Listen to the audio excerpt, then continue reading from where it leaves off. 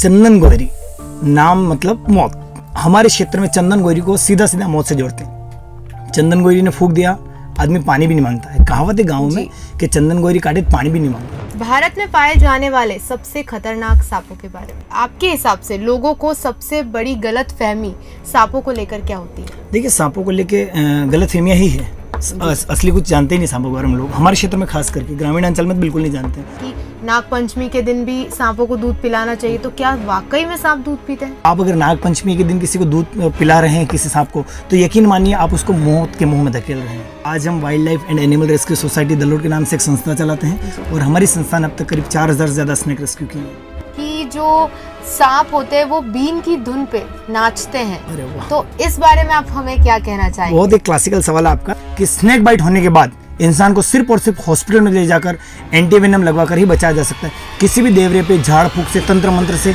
कोई भी snake bite patient नहीं बच सकता है।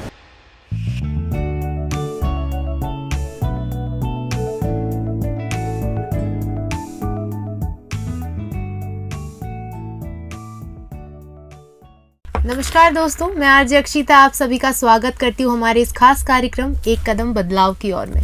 और आज हमारे साथ मौजूद है लव कुमार जी जैन दलोट से, और ये एक वाइल्ड लाइफ रेस्क्यूअर है। तो आज इनसे काफ़ी सारी ढेर सारी हम जानकारियाँ लेंगे और वाइल्ड लाइफ एनिमल्स के बारे में भी काफ़ी जानकारियाँ लेंगे। तो चलिए इस खास वार्ता को आगे बढ़ाते हैं और बातचीत करते हैं लव जैन जी से। तो सबसे पहले तो मैं आपसे ये जानना चाहूँगी कि आपने ये करियर क्यों चुना, और दूसरा, लोग सांप को देख के भागते हैं और आप उन्हें पकड़ने के पीछे भागते हैं, तो इसके पीछे क्या रहा जो जिस वजह से आपको ये चुनना पड़ा? Sule, thank you so much आपके रेडियो एफएम को जो आपने मुझे आमंत्रित किया, ताकि हम जनता से इस बारे में रूबरू हो सकें कि एक्चुअल में सांपों को लेकर जो भ्रांतियाँ हैं उन्हें दूर किया जा सकते हैं। जैसा कि आपने मुझे पूछा कि सांप को लोग देख के भागते हैं और सांप के पीछे क्यों भागते हैं, तो इसके पीछे कोई बड़ा लॉजिक नहीं है, छोटी सी बात है। हमने सोचा कि प्राकृतिक संरक्षण के लिए लोग क्या करते हैं, पेड़ पौधे लगाते हैं और बहुत सारी चीज़ें करते हैं। हम वन्य जीवों को बचाने से शुरुआत करते हैं, तो हमने इस वन्य जीवों को बचाने के तहत एक ऐसा सब्जेक्ट पकड़ा, सांप, जिसे लोग देख के भागते हैं और हम उसे पकड़ते हैं। जी, मतलब आपने उनको बचाने के बारे में सोचा, काफ़ी अच्छी बात है। पर अब मैं जानना चाहूँगी कि आपके बचपन के दौर में अभी कुछ ऐसी घटना घटी जिससे आपको इनसे दोस्ती करने का मन हुआ? बिल्कुल, देखिए बचपन में तो कुछ नहीं हुआ था, लेकिन इसके पीछे आपने जो सवाल किया बड़ा मज़ेदार है। रोचक कहानी 2018 से शुरू होती है। 2018 में मेरे घर में एक छोटा सा सांप का बच्चा आया। अब तो मुझे उस सांप के नाम के बारे में पता है, ट्रिंकेट स्नेक था, लेकिन तब मैं सांप को नहीं जानता था। तब वही जो परंपरा चली आ रही है, भाई सपेरों को बुलाओ, सांप पकड़वाइए। तब हमने उस सपेरों को बुलाया और जब वो सपेरा आया तो उसने उस सांप को पकड़ा और 3000 रुपये उनका जो चार्ज था वो लिया। लेकिन बात वहाँ ख़त्म नहीं होती। उन्होंने उस सांप को पकड़ने के बाद उस सांप के लिए हमें डर पैदा किया कि आपने अच्छा हो में समय से बुला लिया, वरना ये उड़ने वाला सांप है, ये उड़ जाता, आपको काट जाता। इस तरह से बात हुई और वो लोग चले गए। लेकिन फिर मेरे मन में ख्याल आया क्यों नहीं सांप पे रिसर्च किया जाए, देखा जाए। हमने फ़ोटो लिया और उसके बारे में पढ़ना चाहा। तो जब हमने उसको गूगल पे सर्च किया तब पता चला ट्रिंकेट सांप है, जिसे हिंदी में रूप सुंदरी कहते हैं, और ये विषैला नहीं होता है, सांपों की प्रजाति में सबसे मासूम सांप है। तो मैंने सोचा यार, हमारे क्षेत्र में अगर 3000 रुपये से छोटे से सांप को पकड़ने के लिए ले रहे हैं, तो आदिवासी अंचल है, गरीब क्षेत्र है और ग्रामीण अंचल में सांप आते रहते हैं, तो फिर इस तरह से तो हमारी यहाँ आर्थिक हानि होगी। तो फिर उस दिन से मैंने सोचा हम इसके ऊपर रिसर्च करेंगे, पढ़ेंगे और स्नेक रेस्क्यू स्टार्ट करेंगे। और 2020 के बाद मैंने स्नेक रेस्क्यू स्टार्ट कर दिया था। काफ़ी अच्छा आपने विचार किया इस बात पे। नहीं तो हमारे घरों में भी निकलते रहते हैं सांप, हम बुलाते हैं, वो लोग लेके जाते हैं और हम इतना ध्यान नहीं देते इस बात पे। काफ़ी अच्छा लगा ये जानकर। और अब मैं आगे बढ़ना चाहूँगी और ये जानना चाहूँगी भारत में पाए जाने वाले सबसे खतरनाक सांपों के बारे में। भारत में पाए जाने वाले सबसे खतरनाक 4 सांप हैं, जिससे हम पहले नंबर पर लेंगे Russell viper. Russell viper Bharat ही नहीं पूरे एशिया का सबसे खतरनाक सांप है जो हमारे भारत में पाया जाता है। सेकंड नंबर पे हम बात करेंगे इंडियन स्पेक्टिकल कोबरा, या हम जिसे नाग कहते हैं, हमारे क्षेत्रीय भाषा में नाग कहा जाता है, नाग। उसके बाद हम बात करेंगे करेत की, और उसी के साथ एक और सांप है सो स्केल्ड वाइपर। इन्हें भारत का बिग 4 स्नेक कहा जाता है। ये चारों सांप बहुत ही विषैले होते हैं, काफी विषैले होते हैं। तो प्रतापगढ़ एरिया में सबसे ज्यादा जहरीले सांप कौन से पाए जाते हैं? प्रतापगढ़ में यूँ तो ये जो चारों सांप हैं मिल जाएंगे, लेकिन इसकी जो मात्रा है वो कोबरा कहते थे कि हमारे क्षेत्र में कोबरा से ज़्यादा मिलते हैं। उसके बाद हम रसल वाइपर और उसके बाद करेत देखने को मिलता है। और सांपों में भी प्रजातियां रहती है अलग अलग। तो जैसे सबसे मेन बात तो ये आती है कि जहरीले सांप होते हैं, कुछ बिना जहर के होते हैं, तो इनकी पहचान एक आम नागरिक कैसे करे, देखिए, जो जानकारी नहीं रखते हैं। बिल्कुल आपने अच्छा सवाल किया। देखिए, इतना आसान मैं बता दूं और इंसान समझ जाए, सांपों को समझना इतना आसान तो नहीं है, लेकिन हम अगर उससे निरंतर जानने लगेंगे, हम देखेंगे, यूट्यूब पे देखेंगे, बुक्स पढ़ेंगे, तो हम सांपों के बारे में जानने लगेंगे। जैसे कि हमें पहले महत्वपूर्ण जानना है कौन सा विषैले होते हैं, हमें पहले उनकी पहचान करनी है। जब हम विषैले सांपों की पहचान कर लेंगे तो फिर नॉन विषैलों की पहचान करने की आवश्यकता नहीं पड़ेगी। काफी अच्छा तरीका है ये लोगों को समझने का, क्योंकि घरों में कोई भी सांप आता है तो सांप सबको लगता है कि सांप है, हानिकारक है, हर कोई यही समझता है, और उनपे जो भी होता है कि या तो कोई तुरंत मारने लग जाते हैं या भगाने के लिए तरीके अपनाते हैं। पर अगर लोगों को समझ में आ जाए कि ये उतना विषैला नहीं है तो शायद वो सांप बच जाएंगे। बिल्कुल सही बात है। तो इसी के साथ मैं आगे बढ़ना चाहूंगी और ये जानना चाहूंगी, आपके हिसाब से लोगों को सबसे बड़ी गलत फहमी सांपों को लेकर क्या होती है? देखिए, सांपों को लेके गलत फहमियाँ ही है। असली कुछ जानते ही नहीं सांपों के बारे में लोग, हमारे क्षेत्र में खास करके ग्रामीण अंचल में तो बिल्कुल नहीं जानते हैं। बहुत सारी अंधविश्वास है, सांप बीन पे नाचता है ये अंधविश्वास है, सांप दूध पीता है ये अंधविश्वास है। इसके बारे में विस्तृत चर्चा की जा सकती है। जी, तो हम इसमें और जाएंगे, और जिस तरह से लोग समझते हैं कि नाग पंचमी के दिन भी सांपों को दूध पिलाना चाहिए, तो क्या वाकई में सांप दूध पीते हैं? देखिए, कुछ परंपराएं तो प्रकृति बनाती है, कुछ परंपराएं लोग बनाते हैं, और कुछ परंपराएं व्यापारी बना देते हैं ना। तो ये जो सांप को दूध पिलाने वाली परंपरा है, ये एक समय में कुछ लोगों ने सिर्फ अपने स्वार्थ के लिए बनाई है। क्योंकि स्नेक्स जो है एक रेप्टाइल्स है, और रेप्टाइल्स दूध नहीं पीता है, उनके अंदर स्तन ग्रंथि नहीं होती है, वो दूध नहीं पचा सकते हैं। तो आप अगर नाग पंचमी के दिन किसी को दूध पिला रहे हैं, किसी सांप को, तो यकीन मानिए आप उसको मौत के मुंह में धकेल रहे हैं। जी बिल्कुल, सांप दूध नहीं पचा पाएगा और एक समय बाद वो मर जाएगा।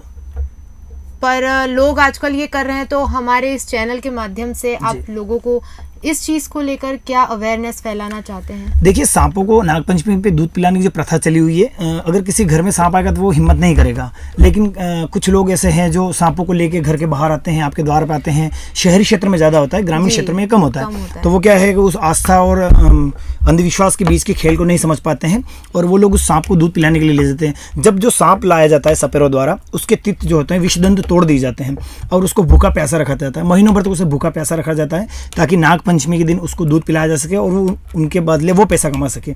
तो जो सांप दूध पिएगा वो एक टाइम बाद मर जाएगा, और सपेरों को उनसे कोई वास्ता नहीं होता है। तो अगर उनके जो विषदंत है वो निकाल दिए जाते हैं, तो अगर वो रहते हैं तो वो सांप दूध नहीं पी सकते, ऐसा रहता है कि वो क्यों निकालते हैं उनको? वो विषदंत इसलिए निकालते हैं ताकि ना तो उनको हानि हो। भाई मान लीजिए कभी स्नेक बाइट उनको भी तो हो सकता है ना, और जो दूध पिला रहे हैं उनको भी हो सकता है। तो ऐसी कंडीशन में उस स्नेक को कमज़ोर कर देते हैं।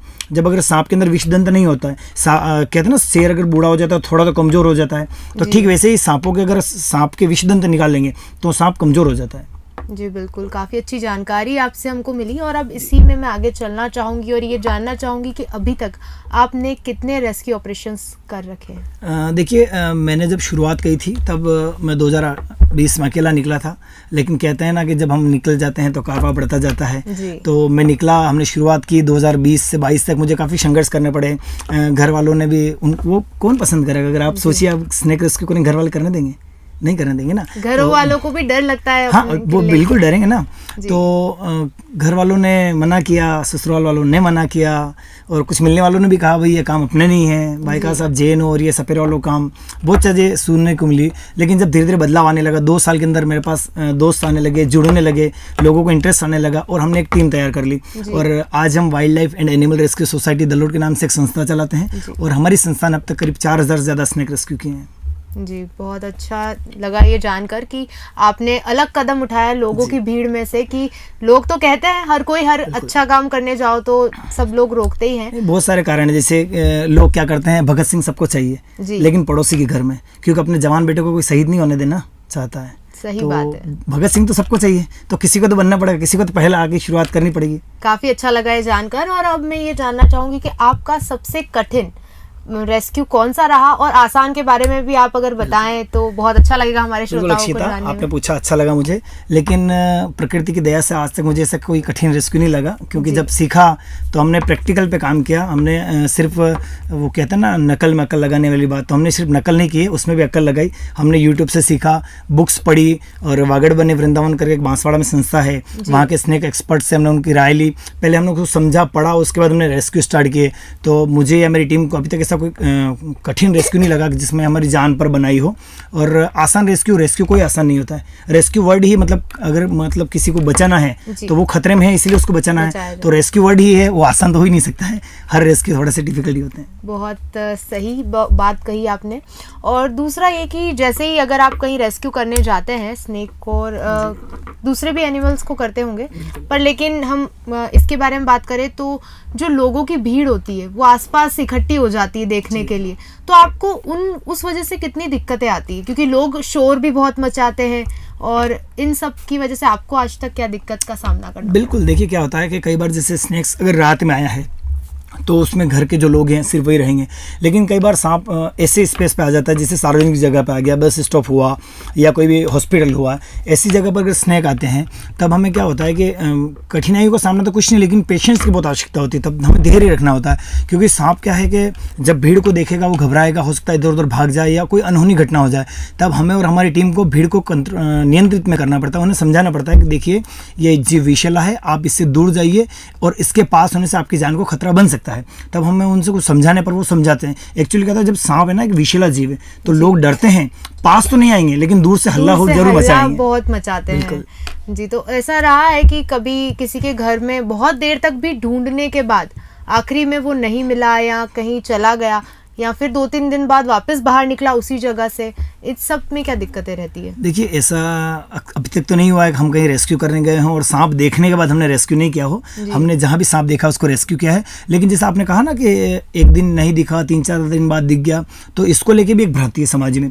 लोग सोचते हैं कि जैसे हमने कहीं पर रेस्क्यू किया कोई स्नेक, और 4-8 दिन बाद हमने उसको रेस्क्यू करके उसको उसके एनवायरनमेंट में छोड़ दिया, उसको सुरक्षित जगह पर छोड़ दिया। लेकिन अगर 4-5 दिन बाद वापस अगर वहाँ पर सांप आ जाता है तो लोगों के मन में वही चीज़ होती है कि यार ये सांप तो 8 दिन पकड़ता वापस आ गया, है ना। कोई भी एक स्नेक जो रेस्क्यू किया जा चुका है, जिसे जंगल में छोड़ा जा चुका है, वो रिटर्न नहीं आएगा, है ना, क्योंकि प्रकृति में बहुत सारे जीव जंतु हैं। हो सकता है वो चला गया, दूसरा आ गया है ना। वहाँ पे क्या होता है, मेंढक है, कोई ठंडी जगह है, पानी का स्थान है, उनको खाने के लिए जो चीज़ें मिल रही है वो मिल रही है, तो स्नेक तो घूमते फिरते आ ही जाते हैं जी।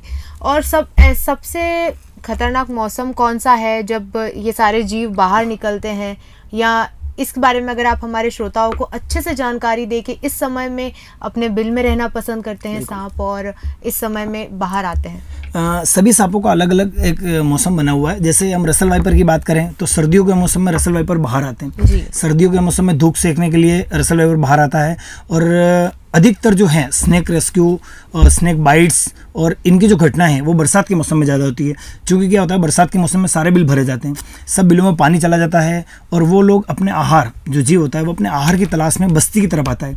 तब जब मानवीय बस्ती में वो दखल करता है तो स्नेक बाइट की घटनाएं भी बढ़ती है और स्नेक रेस्क्यू भी बढ़ जाते हैं। जी, सही बात है कि मतलब बारिश के समय में तो आपको बचना ही है, लेकिन ठंड के समय में भी कुछ सांप की प्रजातियां होती है। नहीं देखिए, सांप तो सारी 12 ही महीनों में, हर मौसम में सांप तो बाहर आएगा। हम सिर्फ संख्या कम ज़्यादा कर सकते हैं, भाई बरसात में थोड़े ज़्यादा आएंगे, ठंड में थोड़े कम आएंगे, गर्मी में कम आएंगे, लेकिन 12 ही महीने सांप निकलते हैं। सांप निकलते हैं, बिल्कुल।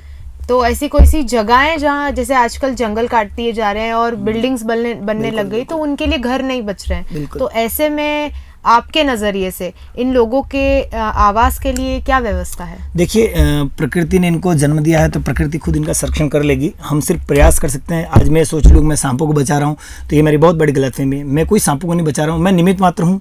प्रकृति ने मुझे इस काम के लिए चुना है और मैं अपना काम, अपना बेस्ट दे रहा हूँ। भाई देश सेवा की बात करते हैं तो हम बॉर्डर पे जाके फायरिंग करें या शहीद हो जाएं, सिर्फ ये देश सेवा थोड़ी। हम जहाँ पे हैं हम वहाँ पे किसी एक फील्ड को चुन के अपना बेस्ट देवे, ये भी देश सेवा है। तो देखिए, प्रकृति में जैसा आपने सवाल किया, रहने के स्थान की बात की जाए तो नेचर अपना स्थान खुद तय कर लेता है। हमें सिर्फ ये सावधानी रखनी है, हमारे घरों के आसपास झाड़ फूक, मतलब ये जो झाड़ झंझाट होते हैं, हम जैसे गार्डनिंग करते हैं तो वहाँ पर गार्डनिंग की साफ़ सफाई रखें। घर के आसपास कूड़ा कचरा इकट्ठा ना होने दें। अगर घर के बाहर कहीं पानी का भराव है उससे वहाँ एकत्रित नहीं होने दें। सिर्फ सांपों के अलावा भी बहुत सारी मौसमी बीमारियां जो इन सब चीज़ों से हो सकती है। जी, काफ़ी अच्छी जानकारी आपसे हमको मिली। तो श्रोता, आप सब भी ध्यान रखिए, अपने आसपास साफ सफाई रखें। और दूसरी ये बात कि अगर देश सेवा सिर्फ बॉर्डर पे खड़े रह के नहीं की जा सकती, आप जहां रह रहे हैं अपना सहयोग वहां दें। अपने देश को हम सब साथ मिलकर आगे बढ़ाएंगे तो ही देश अच्छे से चल पाएगा और हमें रहने में भी बहुत आनंद आएगा। तो चलिए इसी के साथ इस बात को और आगे बढ़ाते हैं। काफ़ी इंटरेस्टिंग बातें आपसे हमको जानने को मिल रही है। हमारे श्रोता और भी बहुत कुछ जानना चाहेंगे आपसे। तो अब मैं आपसे ये जानना चाहूंगी कि सांप पकड़ने के लिए कोई लाइसेंस की आवश्यकता होती है? बिल्कुल, देखिए लाइसेंस जैसी कोई चीज़ नहीं है, लेकिन क्या होता है वन विभाग हर जगह पहुंच नहीं पाता ना। तो जब विभाग हर जगह नहीं पहुंच सकता है तो कुछ इंडिविजुअल और कुछ संस्थाएं इसके लिए काम करती है। तो वो संस्थाएं हैं वन विभाग की परमिशन से ही काम करेगी, उनको रजिस्ट्रेशन करना पड़ेगा और वाइल्ड लाइफ एक्ट के तहत आपको सावधानी रखनी होती है और उन सावधानियों के बाद ही आप रेस्क्यू कर सकते हो। विभाग को पता होना चाहिए आप कहाँ पर रेस्क्यू कर रहे हो, क्या रेस्क्यू कर रहे हो, कहाँ रिलीज़ करो, क्योंकि इन चीज़ों की तस्करियाँ बहुत होती है। जी, और अगर कोई गैर कानूनी तरीका अपनाता है ये सब करने का, तो क्या कोई कार्रवाई की जाती है, किस तरह की रहती है? बिल्कुल, वाइल्ड लाइफ प्रोटेक्शन एक्ट 1972 के तहत आप धारा 12 में आपको परमिशन की अनुमति परमिशन लेनी पड़ेगी। और उसके बाद क्या होता है, कई बार वन्य जीवों की तस्करी अंधविश्वास के चलते की जाती है। जैसे सैंड बॉआ की बात करें, जैसे लोग दम्बो ही कहते हैं, दो मुंह वाला सांप। एक्चुअली कोई सांप दो मुंह वाला नहीं होता है, उसकी प्रकृति में जो बनावट होती है वो उस तरह से होती है कि उसकी पूंछ और मुंह एक जैसे दिखते हैं। तब क्या होता है कि भ्रम पैदा हो जाता है कि इसकी पूंछ या मुंह है, इसलिए लोग उसे दो मुंह वाला सांप समझ बैठते हैं। लेकिन कोई भी सांप ऐसा नहीं होता है जिसके दो मुंह, सांप सिर्फ एक मुंह वाला ही होता है। और आपने जो बात कही कि क्या कार्रवाई हो सकती है, तो उसमें कई अंदर धाराएं लगी हुई है अलग अलग। जैसे स्नेक के कोई अंग है, जैसे ना वो पैंथर का आप नाखून ले लीजिए और ऐसे बाल हैं, इनके ऊपर अलग अलग धाराएं हैं। और सांपों को लेकर बात करें तो शेड्यूल 1 में कुछ सांप आते हैं जिनके ऊपर विभिन्न धाराएं लगाई जा सकती है तस्करी के दौरान। लेकिन जो सांपों की तस्करी होती है, मुझे लगता है एक हद तक बिल्कुल गलत धारणाओं के कारण।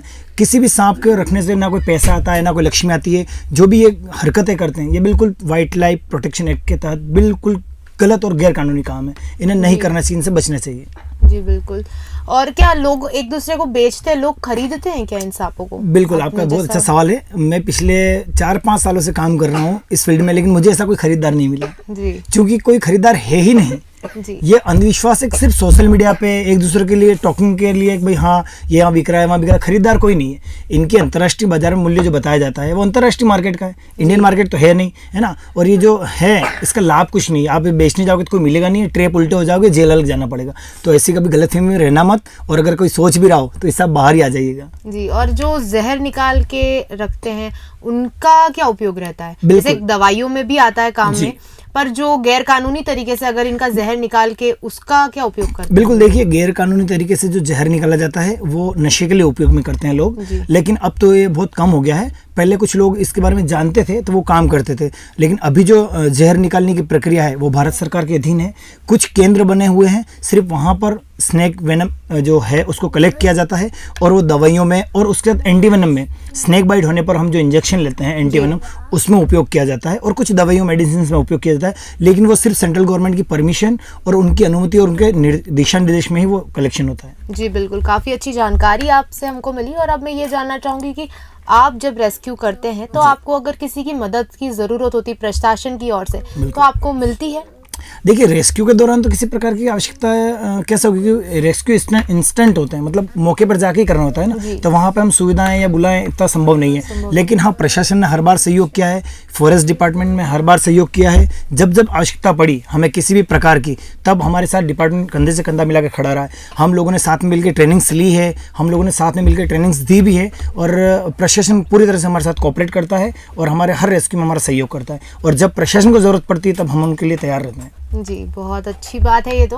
और अब जो मिथ है लोगों का कि जो सांप होते हैं वो बीन की धुन पे नाचते हैं, तो इस बारे में आप हमें क्या कहना चाहेंगे? बहुत एक क्लासिकल सवाल है आपका। एक्चुअली स्नेक रेस्क्यू में जो सबसे स्नेक रेस्क्यू, वाइल्ड लाइफ, इन सब के अंदर जो सबसे रोमांचक सवाल है आपका ये वाला था, सांप बीन पर क्यों नाचता है या कैसे नाचता है। देखिए ये सबसे बड़ा मिथ है सांपों की दुनिया का कि सांप बीन पर नाचता है। आपको ये मूवियों ने दिखाया, रील्स ने दिखाया, नागिन जैसी मूवियाँ देखी आपने और उसके बहकाव में आ गए आप लोग। तो यूँ भी कहते हैं कि सांप बदला लेने के लिए फ़ोटो खींच लेता है। नाग को अगर आपने मारा तो नागिन आपका फोटो ले लेगी, फिर बदला लेने आएगी। वो कैसे? लेकिन ये सब कहानियां है ना, उनके अंदर एक्चुअली क्या होता है, सांप के अंदर ब्रेन नहीं होता है, उनकी याददाश्त नहीं होती। जब सांप ब्रेन नहीं है, याददाश्त नहीं है, तो बदला लेने कैसा आएगा? वो नहीं आएगा। होता क्या है, बिन पे कैसे नाचता है, बड़ा रोचक सवाल है। जब आप किसी भी सांप को बिन के ऊपर नाचते हुए देखेंगे तो आप नोटिस करेंगे कि सिर्फ फन वाला सांप, जिस सांप के फन फैला हुआ है, वही सांप बिन के ऊपर नाच रहा है ना। आपने कभी दूसरे सांपों, कॉमन वुल्फ है, कॉमन कुकरी है, ट्रिंकेट है, रेड स्नेक है ना, सैंड बोआ, ये सब क्यों नहीं नाचते? होता क्या है, सांपों में थोड़ा सा बुद्धिमान सांप होता है कोबरा, वो खतरे को भांपने के बाद अपने स्टैंड को क्लियर कर लेता है और इस तरह से फन फैला के खड़ा होता है। अब जैसे जैसे वो बिन, मान लीजिए बिन उधर जा रही है, सांप उधर जाएगा, बिन इधर आ रही है, सांप इधर आएगा। अब होता क्या, वो बिन के ऊपर जो चटकीले कांच और वो उसकी बनावट होती है, वो उसको देख के आकर्षित हो जाता है जी। वो उसके ऊपर निगाहें फिक्स कर लेता है। अब जैसे जैसे बिन मूव करेगी, सांप भी मूव करेगा, देखने वालों को लगेगा वो नाच रहा है, लेकिन ये आप आपके घुटने, आपने रेस्क्यूअर देखे हो, कोई घुटने से करता है, कोई कपड़े से करता है। सांपों को नचाना नहीं है, सांपों को एक्चुअली क्या है, उसको अट्रैक्ट करना है। उसने देख लिया, कैचर कर लिया, अब वो जिधर जिधर बिन जा रही है उधर उधर सांप जा रहा है, लेकिन सांप नाचता नहीं, क्योंकि सांप के कान नहीं होते जी, वो सुन नहीं सकते। बिल्कुल, वो सुनता है लेकिन 200 गीगाहर्ट्ज के ऊपर सुनता है जी। बहुत ज़्यादा लो साउंड, वो वाइब्रेशन महसूस करते हैं सांप। वाइब्रेशन। और अब जैसा आपने पिक्चर्स की बात करी, उन्होंने तो हमको सांपों के बारे में और भी ना जाने क्या क्या बताया है, तो उन्होंने तो इच्छाधारी नाग नागिनों के बारे में भी बहुत बातें फैलाई है पिक्चर्स में, हम जैसा कि सुनते हैं। तो क्या पुराने समय में ऐसा कुछ रहा होगा, तब जाके ये कहानियां बाहर आई? क्योंकि आपने तो काफी रिसर्च करी है इन सब बारे में, पढ़ा है आपने सांपों के ऊपर, तो ऐसा कहीं आपको पढ़ने में कुछ आया? देखिए, लोक किंवदंतियां हैं, इसके बारे में अपन कुछ कह नहीं सकते हैं, क्योंकि कुछ कहना शायद सामाजिक बुराई हो जाएगी या उसके बहुत सारे नतीजे निकल जाएंगे। लेकिन देखिए, कोई भी सांप इच्छाधारी नहीं होता है, कोई सांप नागमणि नहीं होती है, ना कोई सांप धन की पोटली की रक्षा करते हुए जमीन में पाए जाते हैं। ये सारे अंधविश्वास है, सारी मिथ्या है। कोई भी सांप बदला लेने के लिए नहीं आता है, ना इच्छाधारी नाग नागिन होते हैं। ये सिर्फ हमें चलचित्रों में एक वो कहते हैं ना, मनोरंजन के लिए है, तो आप उसको सिर्फ मनोरंजन के लिए लीजिए, आप उसको रियलिटी से मत जोड़िए। रियल लाइफ और रियल लाइफ दो अलग अलग लाइफ है, हमें रियल लाइफ को रियल लाइफ में नहीं जोड़ना है। काफी अच्छी बात है, ये तो लोगों को समझना चाहिए कि दोनों में काफी डिफरेंस होता है। उसको देख करके सपने ना बनाए कि ऐसा होता होगा। तो चलिए इस बात को आगे बढ़ाते हैं, और अब मैं ये जानना चाहूंगी कि आपने सांपों के साथ साथ और भी कई वाइल्ड लाइफ एनिमल्स को रेस्क्यू किया है, या चंदन गोयरी के बारे में अगर हम बात करें, क्योंकि हमारे एरिया में देखा जाए या जो भी इसके बारे में जानता है, तो वो सिर्फ यही जानता है कि चंदन गोयरी इतनी खतरनाक होती है कि उसके फूंक देते ही यहाँ तो सामने मृत्यु हो जाती है। तो बिल्कुल उस बारे में आप उस मिथ को किस तरह हटाना चाहेंगे, या ये सही बात है, ये आपके हिसाब से क्या कहना चाहेंगे? बिल्कुल अक्षिता, चंदन गोयरी नाम मतलब मौत। हमारे क्षेत्र में चंदन गोयरी को सीधा सीधा मौत से जोड़ते हैं। चंदन गोयरी ने फूंक दिया, आदमी पानी भी नहीं मांगता है। कहावत है गाँव में कि चंदन गोयरी काटे तो पानी भी नहीं मांगे। तो इसका मतलब वो यूँ कहना चाह रहे चंदन गोयरी के काटने के बाद इंसान इतना जल्दी मर जाएगा कि उसको पानी पीने का भी समय नहीं मिला। लेकिन बिल्कुल झूठ है, ये अंधविश्वास है, यह भी एक मिथ्या है। कोई भी चंदन गोयरी, जैसे हम इंग्लिश में मॉनिटर लिजार्ड कहते हैं, कोई भी मॉनिटर लिजार्ड विषैली नहीं होती है, ना उनके अंदर विष ग्रंथि होती है। लेकिन जब वो अपनी जीभ लपलपाती है ना, उनकी जीभ बाहर निकलती है, तो आगे हल्की ब्लैक और गुलाबी कलर की जो दो रेखाएं निकलती है ना, इंसान उनसे डरता है। जब वो जीभ लपलपाती है तब उनको लगता है भाई इससे फूंक देने वाली है, काटने वाली। सिर्फ उसको देखने मात्र से भय है, उसके अंदर कोई विष नहीं होता है। हमने अपने इंस्टा और यूट्यूब पे कई ऐसे वीडियो बनाए हैं जिसमें हमने इनसे कटवा के दिखाया है।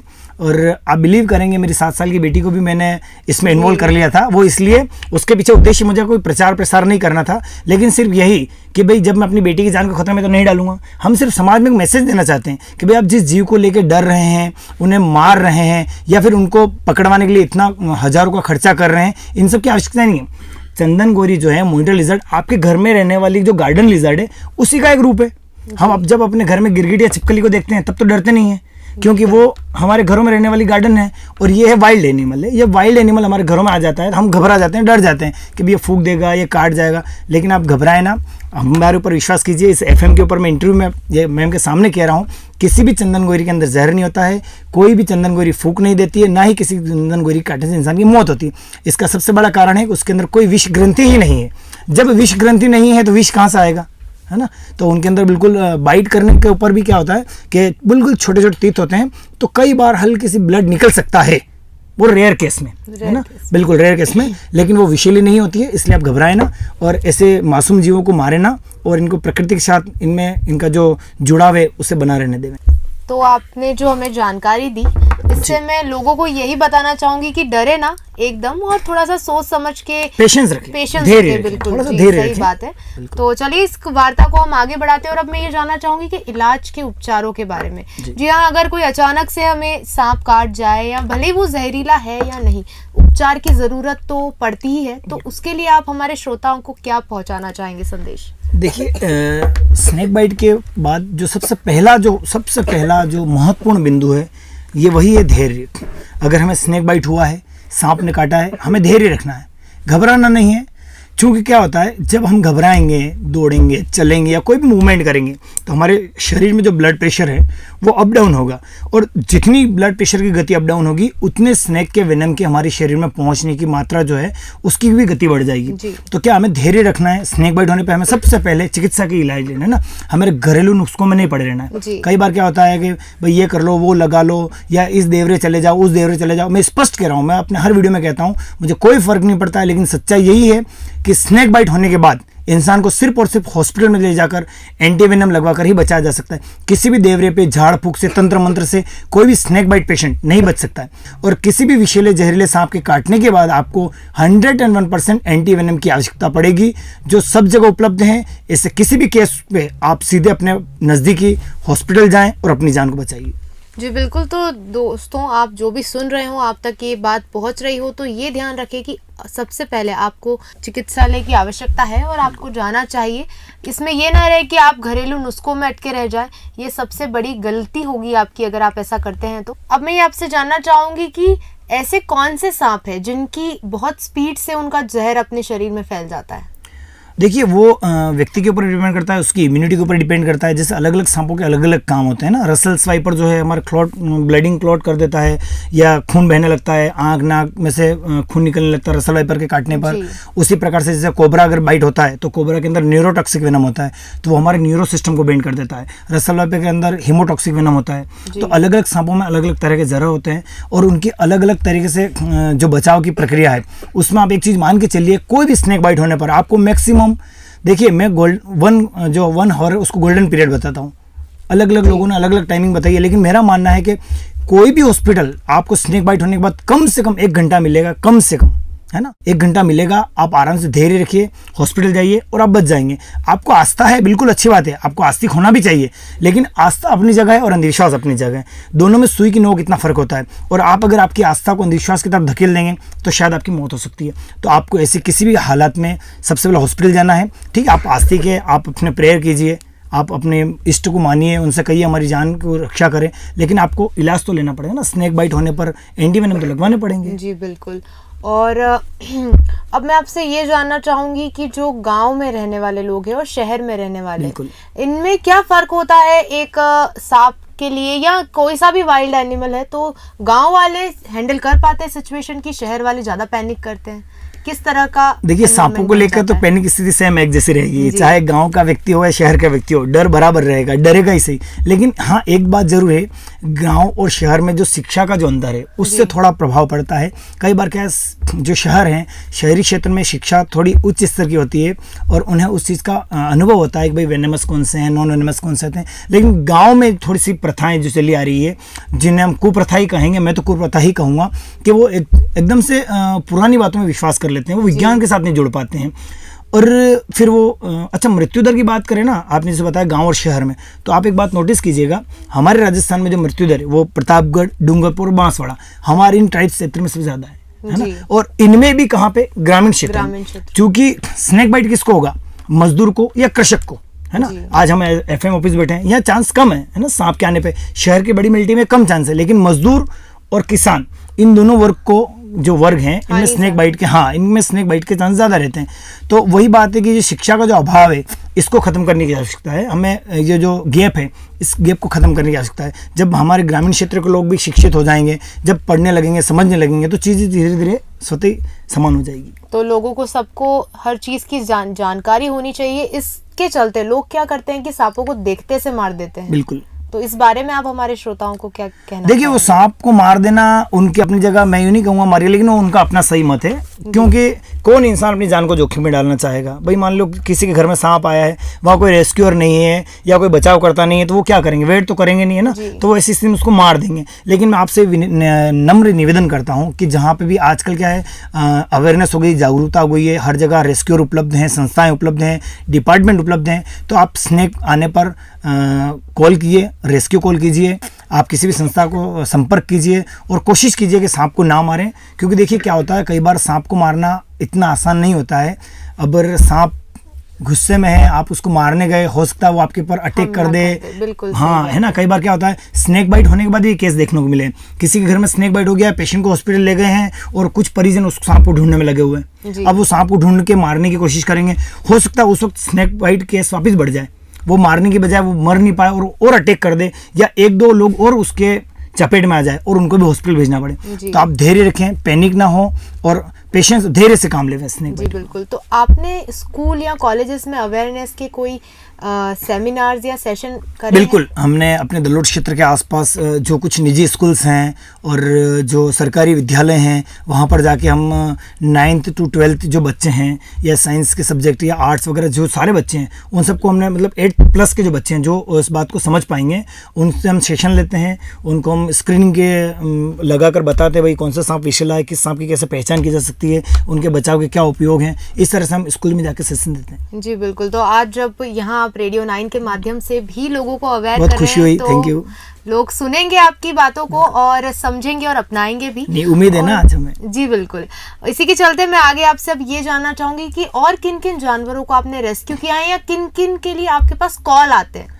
देखिए, रेस्क्यू कॉल तो अब क्या है, जब हमने रेस्क्यू की शुरुआत की है तो हर चीज़ के लिए रेस्क्यू कॉल, हर चीज़ के लिए कॉल कर देते हैं। कहीं कबूतर मरा हुआ पड़ा है, कहीं पंछी घायल है, अब जैसे ये वापस पतंग की सीज़न आने वाली है, संक्रांत आएगी, तो पतंग से भी इसलिए कह रहा हूँ, अपने को चाइनीज धागे का उपयोग नहीं करना है। चाइनीज धागे उपयोग करना पक्षी के लिए घातक है, पक्षी नहीं, इंसानों के लिए भी घातक है। तो आपको इस बार ध्यान रखना है, हमारी संस्कृति है, उसको आराम से जिए, खेलें, लेकिन थोड़ा पक्षियों का और नेचर का भी ख्याल रखिए। तो जैसा आपने बताया कि ये जो होता है, जीवों की बात करें तो हम सारे जीव रेस्क्यू करने के लिए हमेशा तैयार रहते हैं, है ना। हमारे रेस्क्यू में जैसे मैंने एक बार पेंगोलिन रेस्क्यू किया है। हाँ बिल्कुल, हमारे बहुत रेयर और बहुत मासूम जीव है, उसको हमने दलोट से रेस्क्यू किया। हमने आउल रेस्क्यू किए हैं, सीवेट केट रेस्क्यू की है और कई वाइल्ड एनिमल रेस्क्यू किए हमने। लेकिन हमारा फिर भी जब सबसे ज़्यादा फोकस स्नेक के ऊपर रहता है। स्नेक से हमारे को उद्देश्य है कि सांपों से इंसानों को बचाना है और इंसान से सांपों को बचाना है। इस मुहिम में हम काम कर रहे हैं। जी बिल्कुल। और रिसेंटली अब मैं जानना चाहूँगी कि अभी अभी में आपने जो सांपों के अंडों को जो रेस्क्यू किया था, बिल्कुल उस बारे में हमारे श्रोताओं को डिटेल में अगर आप बताएं कि उनको आपने किस तरह से संभाला और उन्हें किस तरह से वो बाहर आए उस अंडों में से। वो बड़ा रोचक दृश्य था, वो देखने लायक दृश्य था। हमारे एक बार अरनोद में रेस्क्यूअर है सूरज कुमावत, उनको रेस्क्यू कॉल आया कि भाई हमारे घर में कोई किसी का मकान का काम चल रहा था, तो वहाँ तोड़ने पर उनको 4 अंडे मिले। तो घबराहट में उन लोगों ने एक अंडा फेंक दिया, वो फूट गया था, और जो 3 अंडे थे वो हमारे रेस्क्यूअर सूरज कुमावत ने बचा लिए और हम तक पहुँचा दिए थे। उसको हमने दलोट वन विभाग के निर्देशन और मार्गदर्शन में उसको फॉरेस्ट ऑफिस के जो रेस्क्यू स्पेस होती है उस पर रखकर हमने उसको उसकी हैबिटेट में, उसको प्राकृतिक वातावरण में रखा, और उसके बाद उसमें हमने जो नमी, जो लाइट सी है, उसको व्यवस्थित, जो स्नेक एक्सपर्ट हैं, जबलपुर के स्नेक एक्सपर्ट है विवेक जी शर्मा, वो मैं उन्हें अपना गुरु भी मानता हूँ, तो उनसे हमने टाइम टू टाइम सब मार्गदर्शन लिया कि किस तरह से इन्हें रखना है। और ऐसे हमने उनको कुल 1 महीना और 4 दिन जब उन अंडों को रखा, तो 1 महीने और 5वें दिन उसके अंदर से 3 प्यारे से ट्रिंकेट सांप बाहर निकल के आए। इसी प्रकार से हमने कुछ दिनों पहले भी कोबरा के 20 अंडे हमें मिले थे। तो अब अगर हम उन्हें लोगों के भरोसे छोड़ देंगे वो तो हम उन्हें फोड़ देंगे, तब हम उन्हें सुरक्षित ले आते हैं और वन विभाग को सुपुर्द करते हैं। और वन विभाग के जो फॉरेस्ट ऑफिस हैं वहाँ पर जो ये सेंटर होते हैं, उस सेंटर पर रख के उन्हें प्रजनन तक वेट करते हैं, और जब वो निकल के बाहर आ जाते हैं तब हम उन्हें वन विभाग के साथ मिलकर उनके प्राकृतिक आवास में छोड़ देते हैं। जी बिल्कुल। तो मैं आम जनता से ये कहना चाहूँगी कि जब आप इस तरह के अंडों को देखें जो आपको पहचान में भी ना आए, तो एक बार के लिए आप सर से हो सकता है कुछ दुर्लभ चीज़ हो, जी है ना, हो सकती है कोई नई स्पीसीज आई हो, कोई दुर्लभ चीज़ हो जो खोज चल रही हो और हमें मिल जाए, तो प्रयास करिए बचाने का। हाँ, तो आप खुद कुछ एक्शन ना लेकर के प्रोफेशनल जो है जिनका आप उनसे कांटेक्ट करें तो ज़्यादा बेहतर होगा। तो अब इसी के साथ आगे चलते हैं और अब मैं ये जानना चाहूँगी कि अगर आपका ये पर्सनल सवाल है कि अगर आप वाइल्ड लाइफ रेस्क्यूअर ना होते तो आप क्या प्रोफेशन चुनते? देखिए सवाल बड़ा कठिन है जी। कि क्या चुनता। अब ये नेचर ने जो चुन लिया वही ज़्यादा अच्छा है। मैं तो यही कहूँगा कि भाई नेचर ने जो चुना है, हमारे चुनने से कुछ नहीं होता है। हम चाहे कितने भी ख्यालों की दुनिया में चले जाएं, लेकिन जो नीति और नियति ने फिक्स कर रखा होगा वही। तो नेचर ने मुझे जो ये काम दिया, मैं उसे कोशिश कर रहा हूँ भली बात निभा पाऊँ। जी बिल्कुल। तो अगर ये ना होते तो क्या होते, आपने कभी सोचा है? ये ना होता तो क्या होता, सपने तो बहुत कुछ थे पर परिस्थितियाँ कुछ और रही। मुझे डिफेंस में जाना था, मुझे आर्मी ज्वाइन करनी थी, मुझे पुलिस भी बनना था। बहुत सारे सपने हैं और उनके पीछे बहुत लंबी कहानी है, वो नहीं आ पाए। फिर हम एक छोटे से बिजनेस से शुरुआत की। आज मैं अपना छोटा सा बिजनेस चलाता हूँ और उसके बाद वन्य जीवों के लिए काम करता हूँ। जी बिल्कुल। आप जो करते हैं वो भी देश की एक सेवा ही है। आम नागरिक भी उससे खुश है कि वो चिंता में नहीं होते अगर वो इस तरह के तो चिंता में नहीं होंगे। जी बिल्कुल सही बात है। और अब मैं ये जानना चाहूंगी कि आपका सबसे मन पसंदीदा जो सांप है वो कौन सा है, जो सबसे प्यारा आपको लगता हो? उसका नाम ही रूप सुंदरी है जी। उस सांप का नाम रूप सुंदरी है, जिसे हम ट्रिंकेट स्नेक के नाम से जानते हैं। जी, किस तरह के दिखाई देते हैं ये हमारे श्रोताओं को अगर आप बताएं? देखिए मैं इसको इस मैम से कहूँगा इसके वीडियो शॉट्स डाल देंगे वो ट्रिंकेट के, अगर वीडियो में डल पाए तो। और जो रेडियो में सुन रहे हैं उनके लिए कोई बिल्कुल। देखिए एक सांप होता है जिसे हमारे क्षेत्र में तो चित्ती कह देते हैं, लेकिन एक्चुअली वो चित्ती होती नहीं है। जो रसल वाइपर होता है, रसल वाइपर के ऊपर रुद्राक्ष की माला की तरह बना हुआ रहेगा।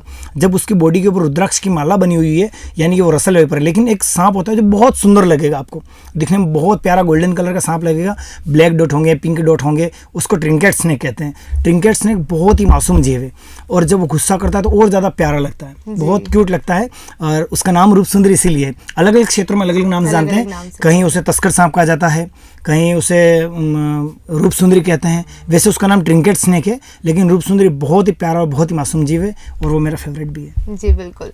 और अब मैं आपसे ये जानना चाहूँगी कि ऐसा कोई मोमेंट आया है जब आप रेस्क्यू कर रही हो आपकी टीम और ऐसा कोई हंसी भरा मोमेंट लोगों के सामने ऐसा कुछ हो गया और रेस्क्यू करते होता है ना? ऐसा अनुभव हमारे श्रोताओं के साथ अगर आप साझा करें तो। बिल्कुल। कई बार क्या होता है जब हम स्नेक रेस्क्यू करने के लिए जाते हैं तो विषैले सांप जो होते हैं उनके वक्त तो लोग दूर रहते हैं, लेकिन जब लोगों को आजकल के लोग समझने लगे, जब हम रेस्क्यू करते हैं तो लोगों को पता चल जाता है कौन सा सांप जहरीला कौन सा जहरीला नहीं। क्योंकि हम जब जहरीले सांप को रेस्क्यू करेंगे तो हम अलग टेक्निक उपयोग करेंगे, लेकिन जब हम नॉन वेनेमस बिना जहर वाले सांप को पकड़ेंगे तब हमारी टेक्निक अलग होगी। उनको स्मूथली हैंडल करना होता है। तब लोगों को समझ में आने लगा। रेस्क्यू के दौरान जब लोग देखते हैं समझ जाते हैं कि भाई ये कौन सा सांप है, ये इसको इस तरह से ट्रीट कर रहे हैं, इसका मतलब जहरीला है।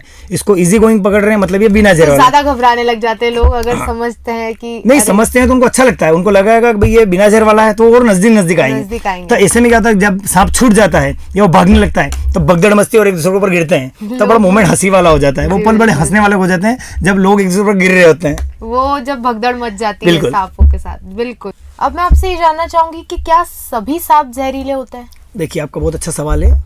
भारत में पाए जाने वाले जो सांप है वो करीब 350 सांप हैं।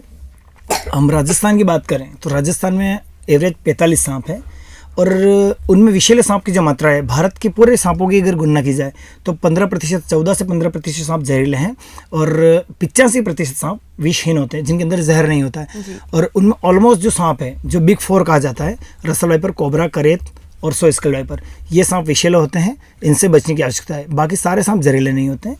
जी बिल्कुल। आपकी ये जानकारी काफ़ी रोचक है। और दूसरी बात ये कि हमारे जो आम जनता है उनकी भाषा में अगर आप समझाना चाहे कि 4 ऐसे विषैले सांपों के बारे में जो आम जनता भी सुन के समझ सके कि देख ले कि ये विषैला है, उससे कैसे दूर रहना है। बिल्कुल बिल्कुल। देखिए वह सांप जो फन करता है, जिसे हम नाग कहते हैं, वो सांप बिल्कुल विषैला होता है। उसके अलग अलग हो सकते हैं, जैसे या तो पूरा ब्लैक होगा या आपने शिव जी के गले में देखा होगा पीछे वो चश्मा बना होता है जिसे हम स्पेक्टिकल्ड कोबरा कहते हैं, है ना। मतलब आप मान लीजिए जो भी सांप फन करके बैठा है, वो फन फैला रहा है, मतलब वो विषैला है, नंबर 1। नंबर 2 पे हम बात करेंगे रसल वाइपर की। रसल वाइपर बीच में से बिल्कुल मोटा होता है, उसका जो फेस होता है वो मेंढक की तरह होगा, आप उसको देखेंगे तो उसकी गर्दन थोड़ी सी बड़ी होती है, गर्दन के बाद वापस उसकी बॉडी छोटी हो जाएगी और फिर उसकी पीठ और कमर और ये बड़े होते हैं। वो बिल्कुल फुला हुआ रहता है और कुकर की सीटी की तरह आवाज़ करता है और उसके ऊपर रुद्राक्ष की माला की तरह गोल गोल गोल गोल डिजाइन बनी हुई है। आप आजकल एजुकेशन का ज़माना, गूगल कीजिए रसल्स वाइपर, है ना।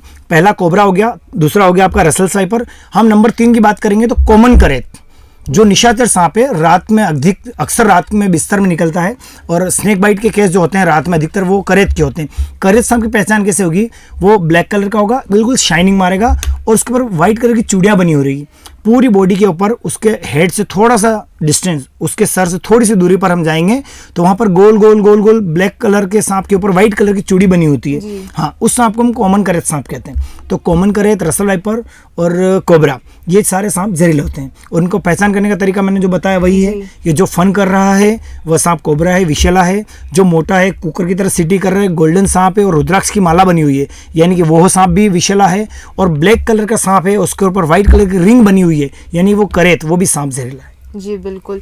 और अब ये बात कि लोगों के घरों में, मोहल्ले में अचानक से जो सांप आ जाते हैं, अगर कोई सुविधा उपलब्ध ना हो पाए तो ऐसे में लोगों को क्या करना चाहिए? मतलब क्या तरीका करके उसको घर से बाहर किस तरह से निकाला जाए?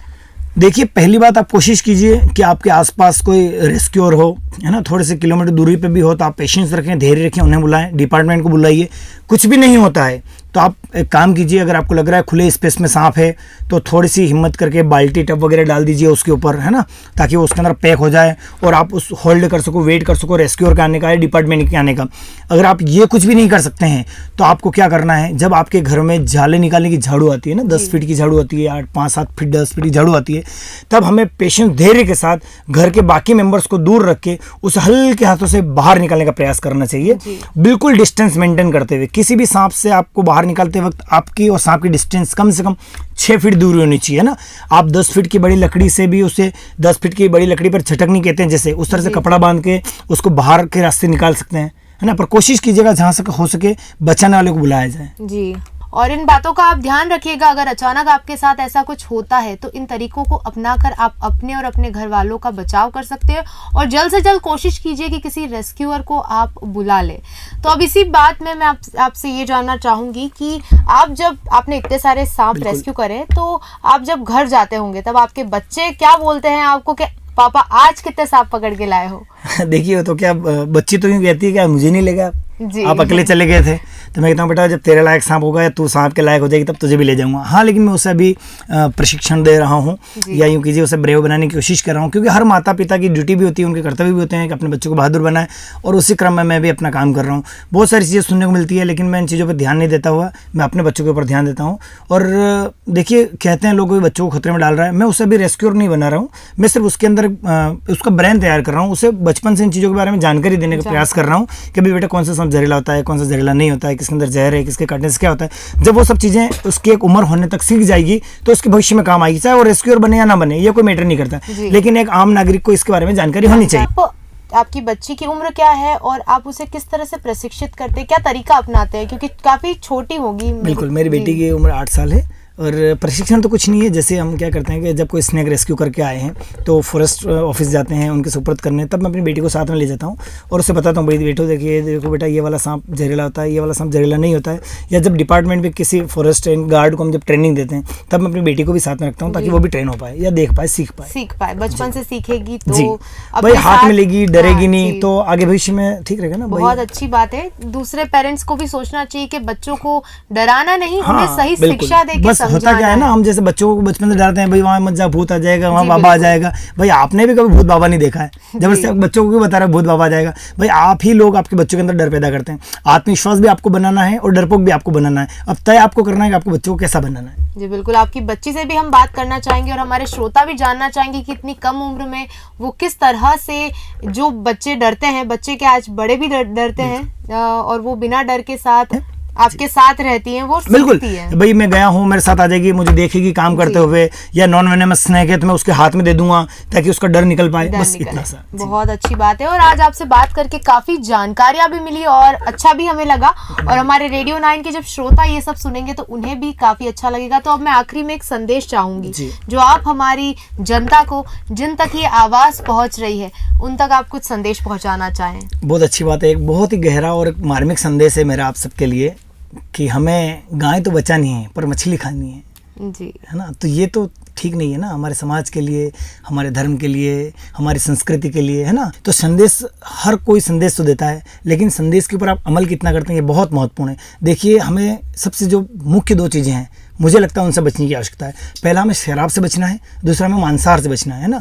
ये मांसाहार जो है ना, वो हमें गर्त में ले जा रहा है, हमारी संस्कृति का पतन हो रहा है और हम एक अलग खतरे की तरफ बढ़ते जा रहे हैं, है ना। हम लोग क्या करते हैं, भाई आज मंगलवार है, हम लोग का मतलब समाज में कुछ है ऐसी चीज़ें, वो कहते हैं आज मंगलवार, आज तो नहीं खाऊंगा, क्योंकि आज बजरंग बली का वार है, मतलब बुधवार के दिन खा सकता हूँ।